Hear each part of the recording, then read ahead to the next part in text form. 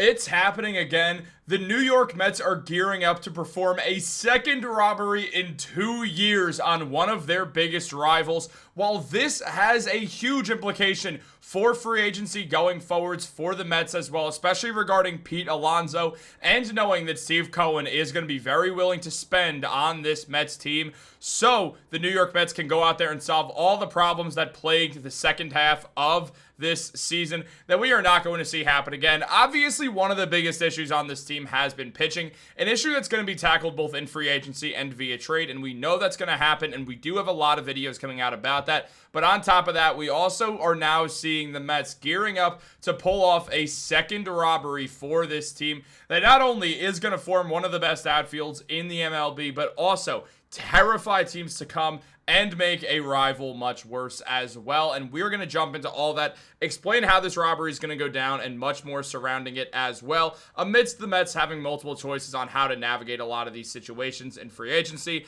and bringing in more star talent to this team. And we're going to jump right into that, guys. But real quick, if you are not subscribed to Mets Digest, if you're part of that 74% that's not subscribed, this is the place to be for all New York Mets news. The offseason is upon us, and with the offseason being here, we are going to be seeing a lot of updates surrounding the New York Mets and what is going to be happening next with this team. Who exactly they're going to be going after, and every time the New York Mets make a move, we will have a video out within 30 minutes of that move being made, breaking down everything that happened with it and much more as well. But guys, let's jump into it. There is a lot to go over on this team. As we know, David Stearns is a very, very busy offseason ahead of him. The Mets pitching was an absolute disgrace last year. Once Kodai Senga went down with that injury and wasn't able to bounce back, there was just no real pitching, with the year finishing with 2 rookies being the best options if the Mets were to make the playoffs. Ultimately, we know what happened. The Mets didn't make the playoffs and now have to sort of just readjust, kind of reconvene and find themselves once again after there has been a bunch of concern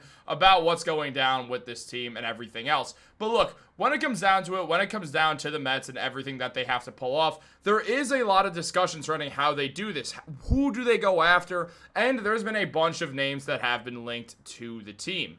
Now, some of those have been guys who the Mets already have on the roster, like figuring out what's next with Pete Alonso and his career in New York, but also going for guys outside of the team, and this has been one of the Mets' biggest targets for a while now, and that's been revealed by multiple outlets in regards to their pursuit of Cody Bellinger. As John Heyman said, Bellinger, I think the other likely landing spot would be the Mets. The Mets have a free agent in center field in Cedric Mullins, who hasn't been doing great there, by the way, and first base with Alonso. So they've got Bellinger's positions available. Bellinger would be a fit, and I've heard the Mets do like Cody Bellinger. Now, Fox Sports also reiterated the Mets being a top fit for the Yankees outfielder, saying, yes, Juan Soto reeled in $765 million last offseason, and Brandon Nimmo has 5 seasons remaining on an 8-year, $162 million deal. That said, Starling Marte and Cedric Mullins are free agents, and New York dealt former top outfield prospect Drew Gilbert at the trade deadline. The need for another starting outfielder exists.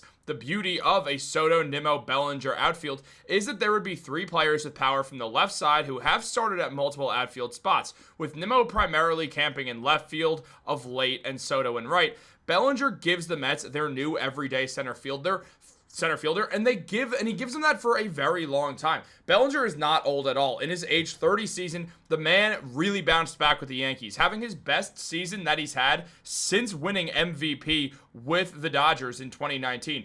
Bellinger had a 5.0 WAR, which was the second highest on the Yankees, getting 160 hits and 588 at-bats. That's a .272 batting average with 29 home runs, 13 stolen bases, driving in RBIs, nearly getting 100 RBIs, while also having an OPS of 813, an OPS plus of 125, and having a way better slugging percentage than his entire career average. He also had the same on-base percentage that he's always had for his career, and the OPS is right there with the best it's ever been with that 817 average.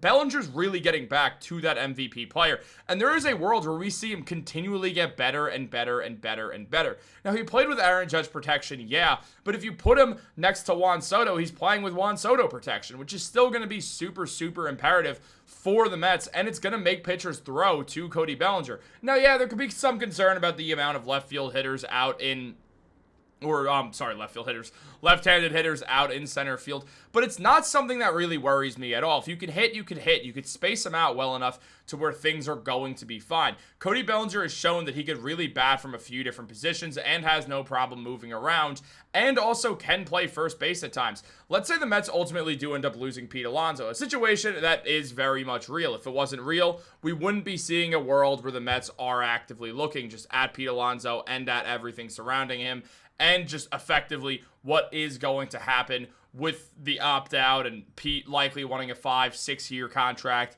for a guy who's not been a great defender at first base and not a great base runner, but the power is undeniable, especially after having his best season in the MLB. There is some serious thought to making a move for Pete Alonso, one that would not shock me at all, considering how much of a staple he has been for the Mets for a very long time now. But Bleacher Report also ranked the Mets as the 5th best fit out of 10 fits for Cody Bellinger, which was very interesting. I think he's higher, but as Joel Reuter mentions, with Starling Marte and Cedric Mullins both headed for free agency, the Mets have a hole to fill in the outfield. Unless they want to continue using Jeff McNeil in the grass, Tyrone Taylor was a 1.2 WAR player in 2025 on the strength of his defense, along with 8 defensive runs saved and a 4 OAA, but he also just hit 222 or 223, which is not a good batting average, and on base percentage of 279 and a slugging of 319. So the OPS is in the 500s there, and for a 70 OPS plus in 341 plate appearances and profiles as a 4th outfielder on a contender, they could make an early push to sign Bellinger to play center field, knowing he could also serve as a fallback option at first base if they are unable to come to terms on a new deal with Pete Alonso.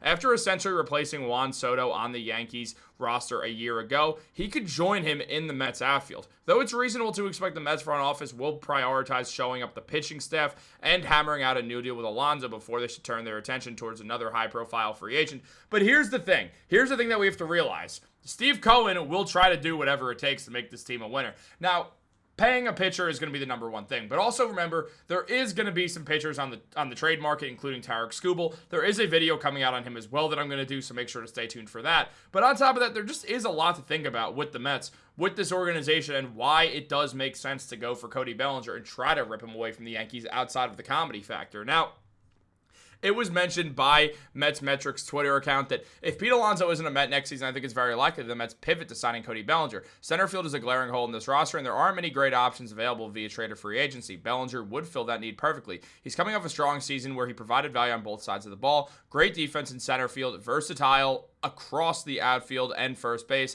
and a good offensive skill set. He hits for average, puts the ball in play, runs well, limits strikeouts, and brings power while playing a great center field position. That's exactly the type of player the Mets have been missing. If Alonso leaves, I think Mark Vientos becomes the everyday first baseman, while the Mets use that money to upgrade elsewhere. And Bellinger makes the most sense. You also have elite prospects like Jet Williams and Carson Bench knocking on the door. Both can play center field and would allow Bellinger to shift to first base or a corner outfield spot when the time comes. And a corner outfield spot does make more sense because you consider Juan Soto. You end up moving Soto to first base. You still have Bellinger's outfielding for a while, so you don't have to worry about Soto being a negative fielder. You have a nice young prospect out there in this probably center field at that point as well, and still Brandon Nimmo's out there and left. It does make sense. All of this adds up as a good reason. Now, Bellinger, he did opt out and become a free agent, or he's going to opt out and become a free agent. And following the ALDS loss, Bellinger said he'd absolutely be welcome to the opportunity to return to the Bronx with the Yankees. So it is very possible that that's just what happens.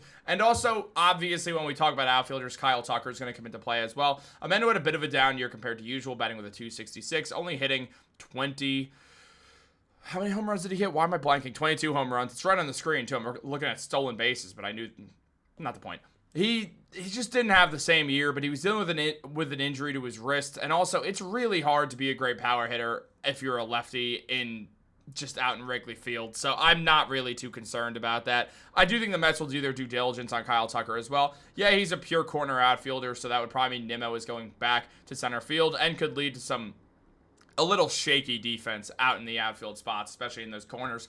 But obviously can't argue with the bat, and obviously Kyle Tucker will be looked at by every major ball club that wants to make an upgrade, and the Mets are no different. But guys, what do you think about all this? Let me know in the comments down below. Like this video, subscribe, turn on post notifications. Have a great day. I'll catch you later.